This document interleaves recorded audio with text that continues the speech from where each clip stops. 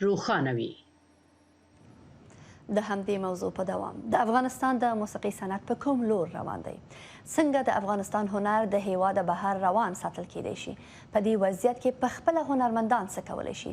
دا او نورې پوښتنې د خپرونې د ملمه سره مطرح کوم.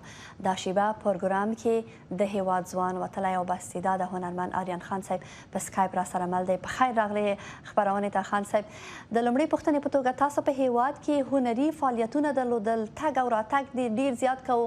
اوسنۍ د وضعیت او د موسیقي او د هنر وضعیت تاسو څنګه ارزوئ؟ پر تاسو شخصا دا حالات څه اغیزه کړی؟ سلامونه، احترامات تاسو ته او د هیواد ویاړلي افغانانو ته چې په هر ځای کې دي، د هیواد په دننه کې دي او که د هیواد څخه بهر دي. زه به د یو شعر سره یو احساس بیان کړم تاسو ته.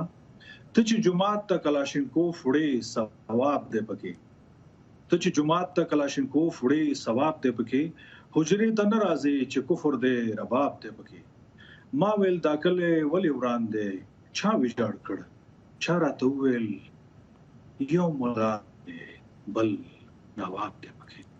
متاسفانه موږ په هیواد کې افغانستان نړۍ کې لومړی هیواد دی چې موسیقي پکې ممنوع شو. او یو شی بلم باید ووایم چې په دې را سره باید ډېر افغانان هم موافق اوسي چې یو تعداد زموږ افغانانو هم د موسیقۍ ارزښت او قدر نه دی کړی. موسیقۍ ته هیڅ ارزښت نه دی ورکړی او قدر یې نه دی کړی. چېرته چې د یو شي قدر نه وي نو هغه ورځ په ورځ نابودېږي. یو یادونه بله هم دا کوم، بیا خپلې خبرې آغاز کوم چې په تیر حکومت کې هم موسیقۍ ته او سینما ته پاملرنه نه ده شوې او موسیقي او سینما چې ده یو لوی امپراتوري ده که په صحیح توګه استعمال شي. ما خپل فعالیتونه لرل دغه آخري ورځو کې چې اګست کې میاشت کې چې د تغییرات راغلل په هیواد کې یو تحول راغی.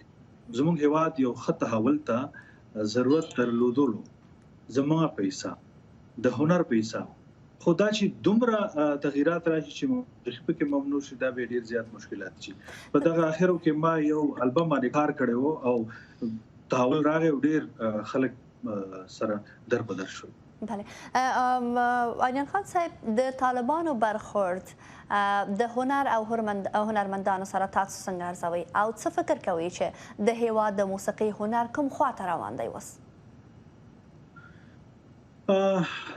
دغه نوي حکومت مشران خو زما په خیال چې موسیقي بیخي ممنوع کړې ده. لکه څنګه چې تاسو ته مخکې یادونه وکړه چې افغانستان په نړۍ کې لومړی هیواد دی چې موسیقي پکې ممنوع شوله. موسیقي ته دې زما په خیال، ما په نور مصاحبو کې هم ویلیو، زما په خیال موسیقي ته دې یو حد حدود وټاکي. په اسلامي چوکاټ کې په افغاني معیار، په افغاني ټولنه کې چې څنګه موسیقي زموږ په فرهنګ کې لکه څنګه چې په ودونو کې یا د اتڼ دپاره یا د کلچر یا فرهنګ کې زموږ موسیقي هغسې د استعمال شوي. زه د آزاده موسیقۍ یا د ډېر زیات فحشا او ازادۍ هم خلاف یم، ځکه چې زموږ په مذهب کې، زموږ په فرهنګ کې دومره ازادي نشته لکه څنګه چې موسیقي ډېره آزاده استعمالېدله او غلطه فایده ترې نه اخیستل کېدله. دوی زما په خیال چې یو حد حدود ورته وټاکي نو ډېر به ښه وي.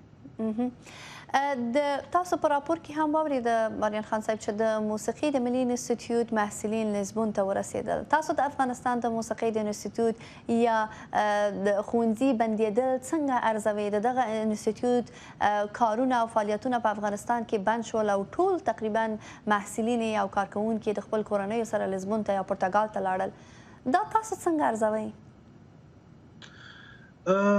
دا خو ډېر یو غټ تاوان ورسېدو. په راتلونکي کې موسیقي به کېدای شي بالکل نیست نابود شي او موسیقۍ نه بغیر یو هیواد زما په خیال ما سره به ډېر افغانان زموږ خلک موافق وي.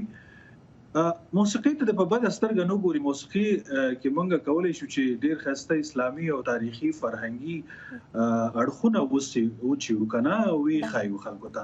موسیقي یوازې هغه نه ده چې خلکو څنګه کم نظر باندې ورته ګوري. موسیقي د یو معصومه ماشوم غوندې دی چې هغه د یو چاقو غوندې هم استعمالولی شي، تاسو ځان پې وهلی شي، بل پې وهلی شي او په هغې باندې یو نیک کار هم کولی شي. نو دا خو ډېر ښه کار شوی چې یو تعداد خلک په ځای شول که نه او پوښتنه دا ده د دې لپاره چې فرصت کم لرو، اوس پوښتنه دا ده چې دغه هنرمندان کولی شي چې د هېواد څخه بهر اغېزمن هنري فعالیتونه ولري او که نه؟ څنګه چې اوس اشاره وکړه تاسو ته چې ځان وي نو جهان وي، دغه ځان هم ساتنه چې دا فرض ده. د دې فامیلونو ته مشکلاتو په رښتیا چې وي ډېر ښه موسیقي دانان موزیشنان زموږ په هېواد کې وو، هغې ځان او کورنۍ وساتله. دا هم ضروري او ښه کار وشو او کیدای شي په خارجي هېواد کې زده کړې ته دوام ورکړي او سالمه پاتې شي. ډیره مننه کوم آریان خان صاحب چې اتصال خپرونې ته راغلی. ستاسو د حضور نن نړۍ مننه کوم. کور ودان ستاسو د لا بریالیتوبونو په هیله. کور مو ودان. مننه. ډیره قدرمن لیدونکو، په همدې ځای د اتصال خپرونه هم پای ته رسیږي. دلته په واشنګټن کې زه او زما همکاران د اوس لپاره اجازه غواړو. تر بیا مو په پاک الله سپارم. ښې چارې.